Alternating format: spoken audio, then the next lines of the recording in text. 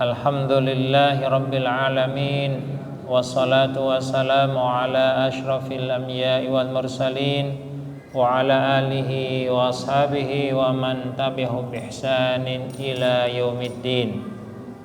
Asyhadu an la ilaha illallah wahdahu la syarikalah wa asyhadu anna Muhammadan abduhu wa rasuluh. Bapak dan Ibu sekalian rahimani rahimakumullah, yang pertama dan utama mari kita hadirkan pujian dan syukur atas nikmat yang Allah berikan kepada kita biqaulina alhamdulillahi rabbil alamin. Kita masih diberikan iman, diberikan Islam, diberikan sehat, diberikan kuat dan sempat untuk bisa hadir di majelis ini, melaksanakan sholat maghrib berjamaah, dilanjutkan dengan melakukan amalan ribat, menunggu waktu sholat berikutnya. Insya Allah ini kebaikan yang Allah pasti catat dan kebaikan yang akan menggugurkan dosa-dosa dan kesalahan kita. Amin. Salawat dan salam mari kita sama-sama haturkan kepada junjungan Nabi Agung Muhammad sallallahu alaihi wasallam, kepada para keluarga, sahabat serta seluruh pengikutnya termasuk kita di dalamnya. Semoga Allah karuniakan kepada kita semua keistiqomahan untuk menjadikan beliau sebagai teladan dalam kehidupan kita sehari-hari. Amin. Mari kita doakan saudara-saudara kita jamaah Masjid Ar-Rahman, bila mana ada yang sakit, semoga Allah angkat penyakitnya dan beri kesembuhan. Bila mana ada yang rezekinya sempit, semoga Allah lapangkan rezekinya dan beri keberkahan. Bila mana ada anak-anak dan pasangan kita, ya, semoga menjadi soleh dan solihah, menemani kita di surganya Allah kelak. Dan kita berharap yang hadir di majelis ini diberikan husnul khatimah. Amin ya rabbal alamin. Baik Bapak-bapak dan Ibu sekalian, hari ini tanggal 2 Agustus ya.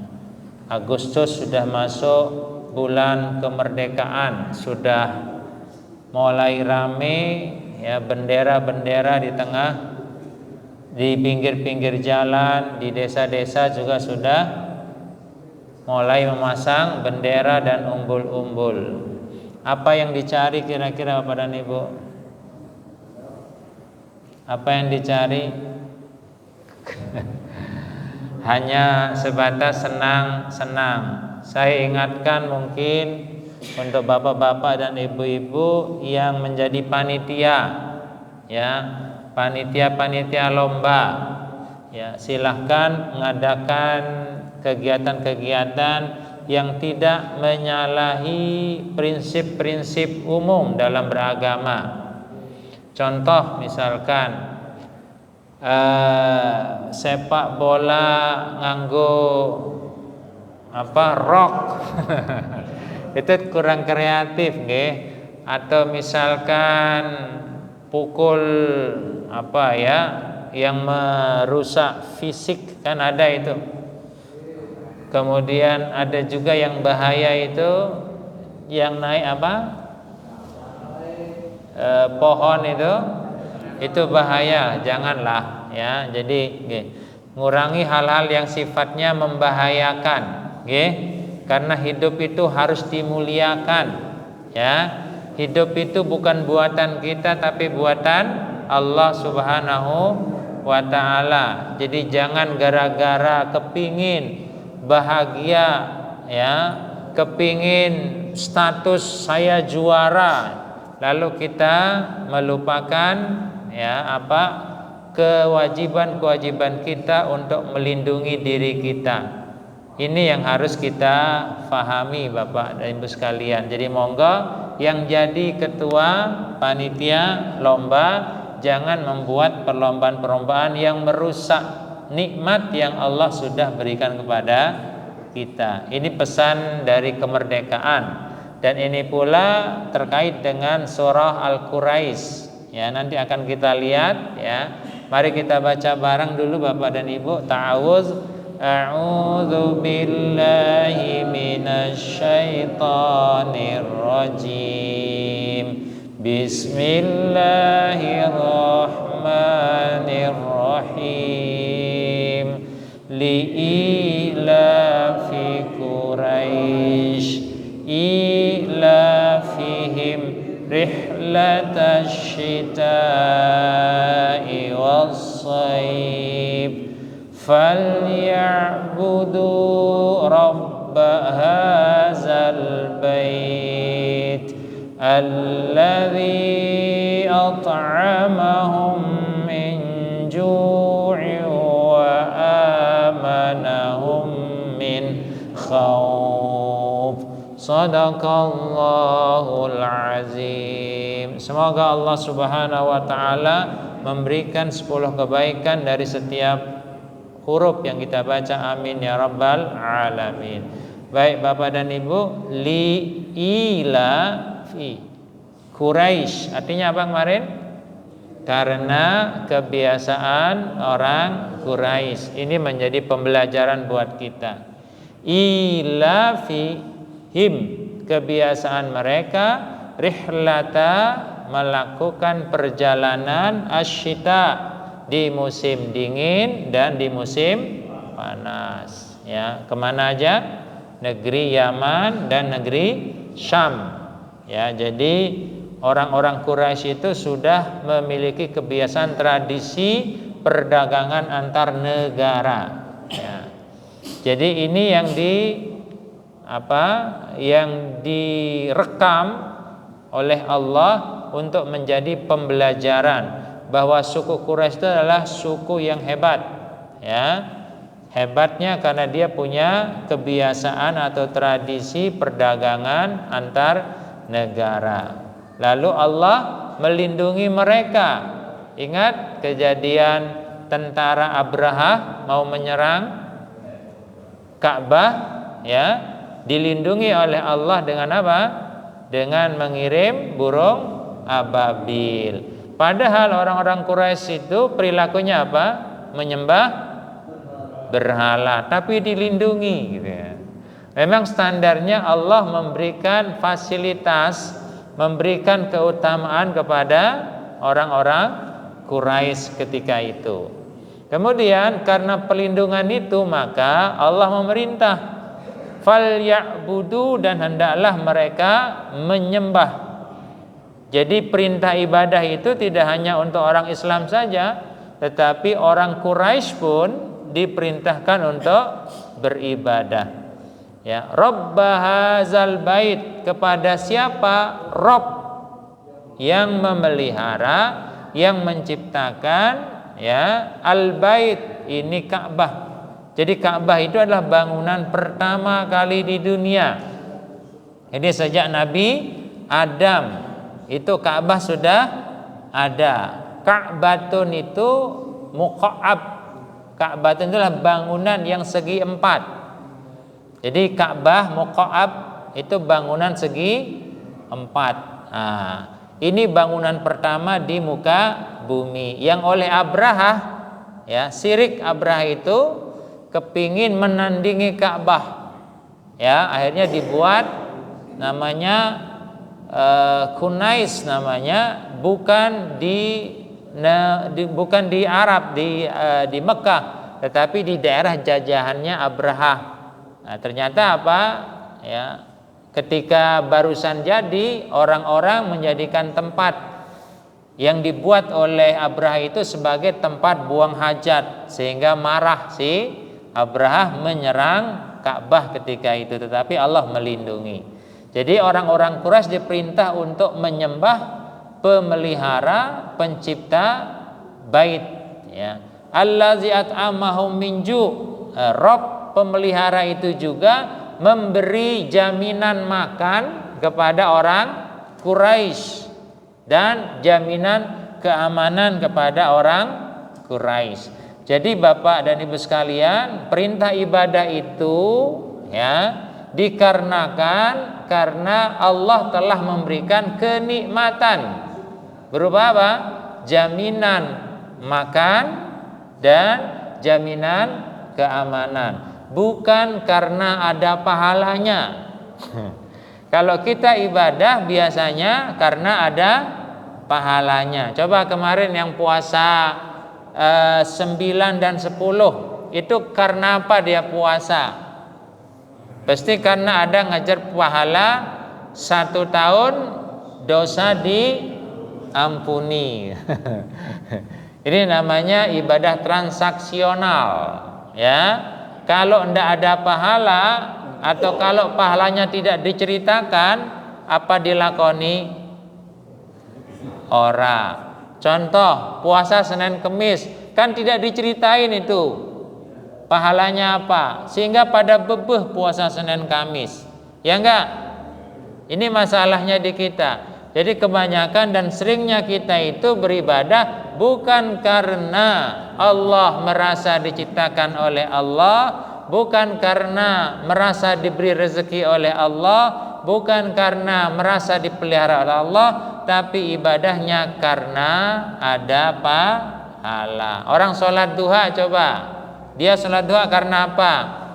Karena ada, kalau sholat duha rezekinya lancar, kan kayak gitu ya mbok. Jadi namanya ibadah transaksional namanya. Padahal dalam ayat ini, ya, karena Allah memberikan jaminan makan, karena memelihara, Allah memberikan jaminan keamanan, itulah maka kita diperintah untuk beribadah. Mari kita perbaiki Bapak dan Ibu. Oke, sekarang berikutnya, apa inspirasi yang kita dapatkan dari surah Al-Quraish bagian kedua ini? Pertama, kewajiban beribadah kepada Allah dan meninggalkan ibadah kepada selainnya. Jadi Bapak dan Ibu, hakikat kemerdekaan itu kan terbebas dari segala bentuk tekanan. Nggih napa nggih Bapak dan Ibu?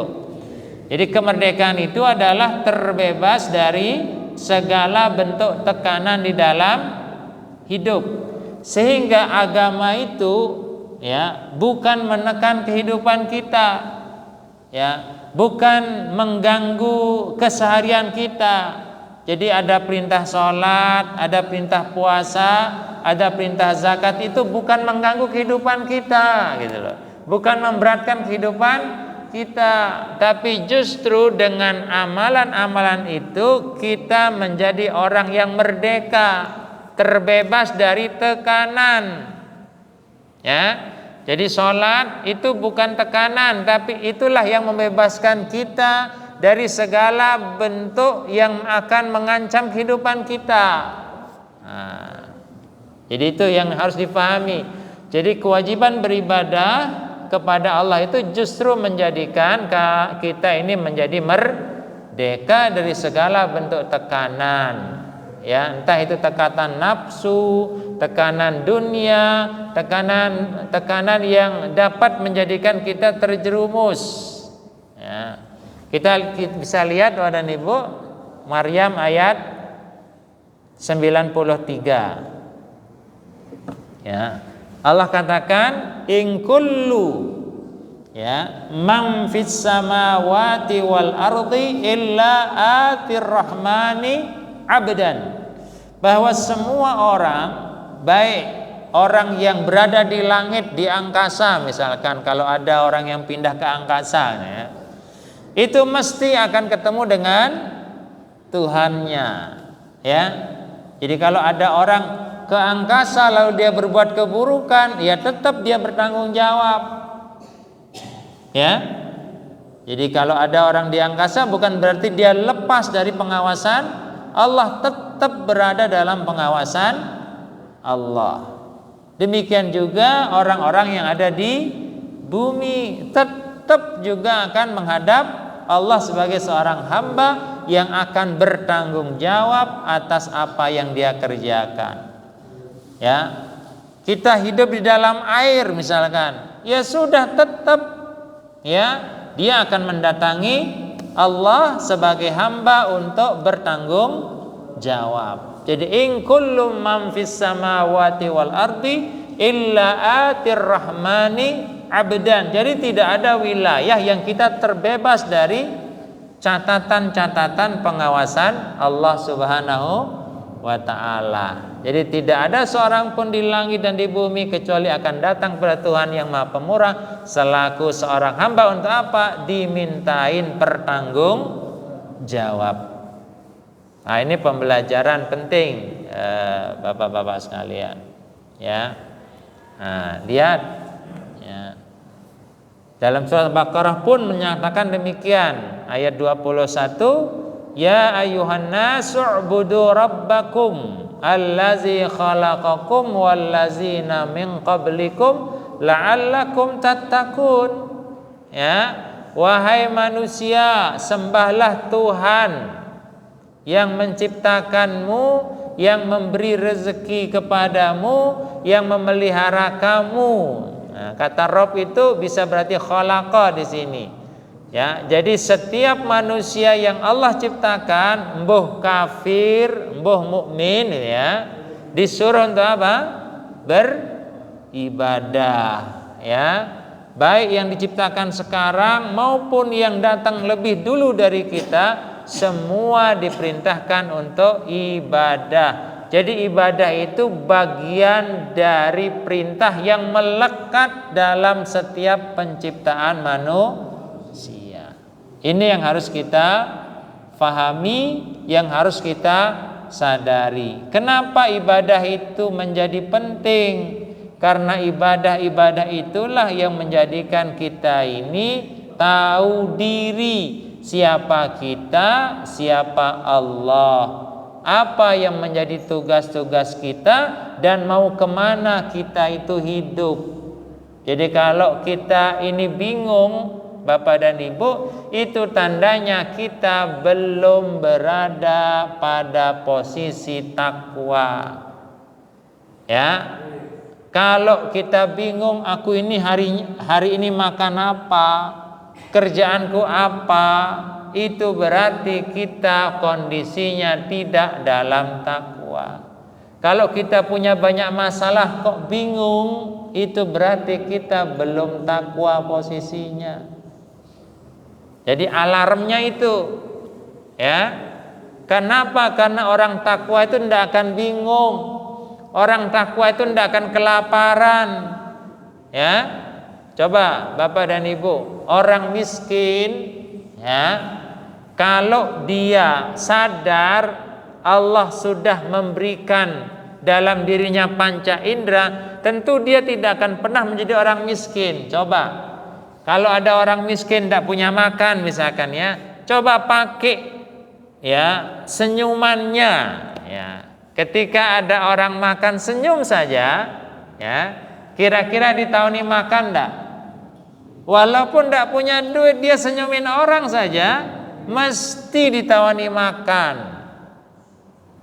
Ya, ucapan, ya, kalau dia ketemu orang, ya, dia doakan orang yang ia ketemui, yang ia temui, kira-kira diberikan kebaikan enggak? Iya. Ya, saya tuh di Kemukus tuh ada orang ibu-ibu kalau ketemu sama siapapun senyum mendoakan, coba. Walaupun belum kenal, ya, kira-kira dia bisa ketemu salim, dia doakan. Mesti Allah akan berikan kelapangan buat dia. Apalagi kalau kita punya tangan gemar menolong, mesti akan mendapatkan pertolongan. Walaupun kita tidak punya duit, tidak punya beras. Fungsikan panca indera kita ini, itu akan mendatangkan kecukupan kepada diri kita ini.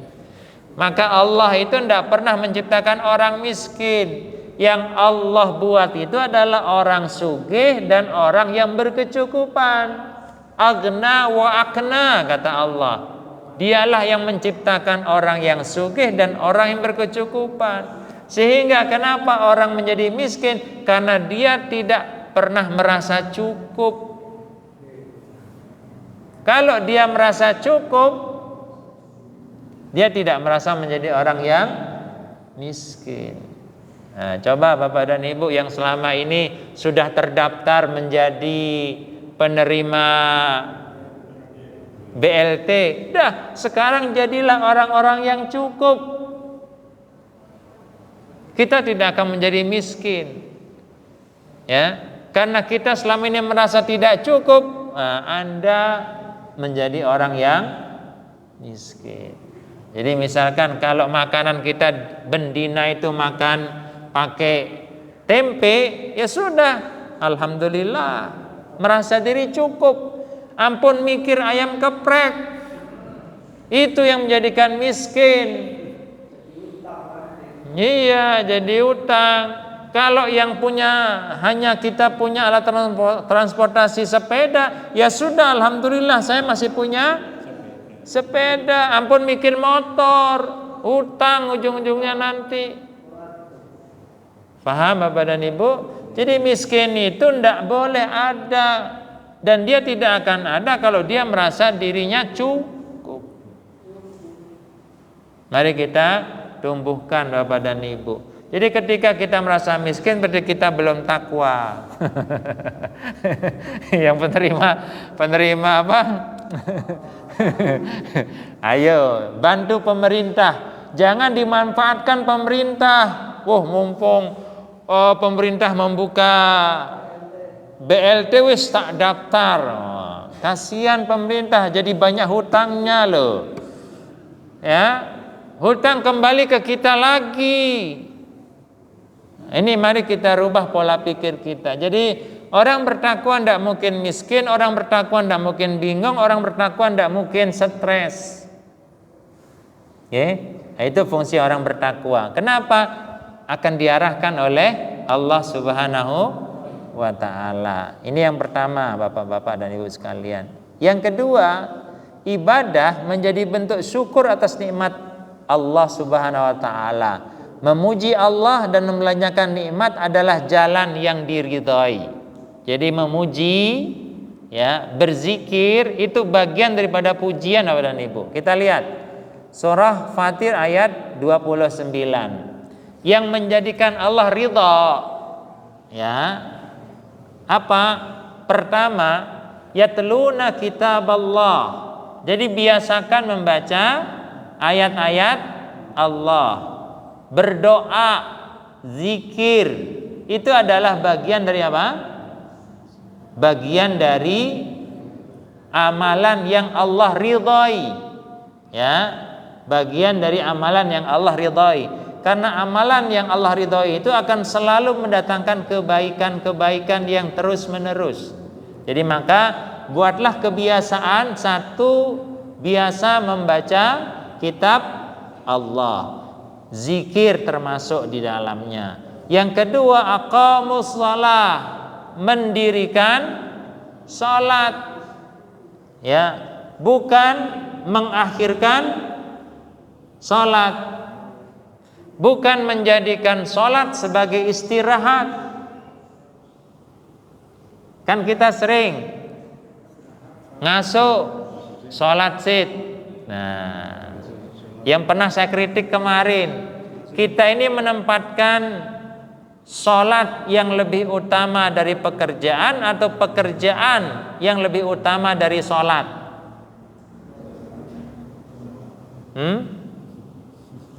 Kita itu cenderung, ya, mengutamakan pekerjaan, ya, daripada sholat. Buktinya, berapa banyak di antara kita ini merasa bersalah kalau terlambat kerja, tapi tidak merasa bersalah kalau terlambat sholat. Nggih napa nggih?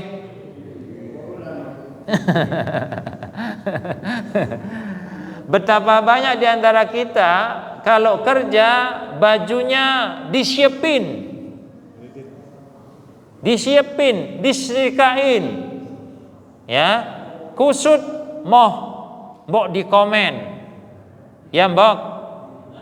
Berapa banyak di antara kita ini nek salat ora urus, ya mbok. Berapa banyak di antara kita ini aturan pekerjaan dihafal betul, dihafal betul. Diemati terus. Berapa banyak di antara kita aturan sholat jorwailah. Kadar itulah kita. Nah, di sini Allah katakan yang menjadikan Allah ridha adalah orang yang mendirikan sholat, mengupayakan hadirnya sholat, mengupayakan sholat itu dilakukan. Coba di kauman ini, kalau sholat Jumat, banyak mana yang ngantuk atau yang dengerin khutbah? Alhamdulillah. Banyak yang dengerin ya. Nah, ini menjadi sebuah pembelajaran ya. Oke. Yang ketiga ya, yang kedua apa? Mendirikan sholat. Yang ketiga, anfaku mimma razaqnahum. Membelanjakan bukan menyimpan. Ya. Membelanjakan bukan menyimpan. Ya. Jadi mana ini? Jadi membelanjakan sebagian dari apa yang kami rezekikan. Jadi sebenarnya punya siapa itu yang kita miliki? Punya Allah. Maka Allah akan ridha kalau yang Allah kasih itu kita belanjakan sebagian, bukan semua. Ya. Itu pun tidak akan menjadikan hilang. Kalau kita belanjakan cuman pindah posisi. Nah, jadi yang ketiga, kalau kepingin Allah ridho kepada kita, ya ayo belanjakan. Ya jangan sampai kita ini hadir ke sini dikasih snack dari apa bahasanya infak. Ya. Jadi jangan sampai hadirnya kita ini malah mengurangi infaknya masjid, gitulah. Justru berharap datangnya kita ini justru menyuburkan infaknya masjid. Itu yang benar sisinya. Ya. Jadi membelanjakan sebagian dari apa yang Allah berikan kepada kita. Kemudian sirron, boleh diam-diam, boleh terang-terangan, monggo terserah. Jadi Allah terbuka, tetap Allah berikan ridhonya kepada kita. Yarjuna tijaratan lan tabura, itu dilakukan karena memang dia bertransaksi gitu loh, yang pahalanya itu tidak akan putus. Jadi orang yang membaca terus-menerus Al-Quran, berzikir, orang yang mendirikan sholat terus-menerus, orang yang membelanjakan hartanya terus-menerus, baik diam-diam maupun terang-terangan, ini yang menjadikan Allah itu ridha. Nah, monggo, ini bulan Agustus tunjukkan kemerdekaan kita. Justru dengan melaksanakan perintah agama, kita akan mendapatkan kebaikan yang terus menerus. Nah, yang ketiga, pemberian Allah berupa makanan untuk menghilangkan lapar dan keamanan dari ketakutan. Kedua-duanya merupakan poros kehidupan. Jadi Bapak dan Ibu, mari kita lihat ayat ini. Ya, itu untuk orang Quraisy, yang ilafi Quraisy. Nah, bagi kita Bapak dan Ibu, ada standar ayat yang harus kita pahami. Kalau kita poros kehidupannya dijamin oleh Allah, syaratnya adalah dalam ayat ini ada disebutkan, auzubillahi minasyaitonirrajim, walau anna ahlal qura amanu wattaqau. Syaratnya ada dua Bapak dan Ibu, beriman dan bertakwa. Ya, jadi beriman dan bertakwa, tidak beriman doang, tapi ditunjukkan beriman dan bertakwa. Maka Allah sampaikan, la fatahna alaihim barakatim minas sama, maka akan aku buka keran rezeki dari langit di atas bumi itu. Jadi apapun yang turun dari langit menjadikan orang itu mendapatkan keberkahan atau kebaikan. Ya hujan, ya angin, ya kemarau, ya musim hujan, semua akan memberikan kebaikan kepada orang tersebut. Jadi adanya kemarau yang mendatangi orang bertakwa, orang beriman, tidak menimbulkan masalah. Datangnya hujan tidak menimbulkan masalah. Mau purnama, mau gelap awannya, mau terang awannya, tidak menimbulkan masalah. Nah, catatannya bagaimana? Catatannya dia harus amanu wat taqwa. Iman dan takwa. Demikian juga apa yang ada di bumi. Ya, orang yang bertakwa walaupun El Nino datang, El Nino itu kan masa panas kemarau yang panjang, Allah masih akan memberikan jalan keluar untuk dia yang beriman dan bertakwa. Mau krisis, mau presidennya kalau orang bertakwa, Allah akan berikan kemudahan kepada ibu. Ya, ini pelajaran luar biasa dari ayat ini. Jadi walau anna ahlal qura amanu wattaqau, ya, jika penduduk negeri ini ya beriman dan bertakwa, Allah memberikan jaminan. Ya. Walaupun posisinya besok ekonominya semakin parah, berat misalkan, selama keimanan dan ketakwaan kita ini terjaga, Allah akan jamin keberkahan, kebaikan itu. Jadi orang beriman itu, orang bertakwa tidak boleh pesimis, tidak boleh stres. Ya, dia harus memiliki semangat hidup karena keimanan dan ketakwaan yang dia miliki. Ya, bagaimana tidak semangat hidup? Allah selalu membuka apa? Memberikan kepada hamba-hambanya untuk bermohon kepada Allah yang maha kaya, maha luas, maha pemurah. Nah, sebaliknya mereka-mereka yang tidak beriman, tidak bertakwa, percaya klinik, percaya kepada warna-warna, dia akan mengalami siksaan yang luar biasa. Nah, kemudian Allah katakan walakin kadzabu, ya. Sebaliknya kalau mereka itu mendustakan, ya, kata Allah di sini fa'aznahum bima kanu yaksibun, maka mereka akan mendapatkan siksa, penderitaan karena dusta-dusta mereka. Contoh sederhana lah, ya, bagaimana yang namanya regulasi buatan manusia itu tidak akan tidak akan memberikan ketenangan lah. Contohlah kemarin yang terjadi, tersangka KPK itu kan sama-sama meregulasi, ya, tapi bisa menjadi salah dengan regulasi yang lain, padahal perbuatannya adalah perbuatan yang salah, gitu loh.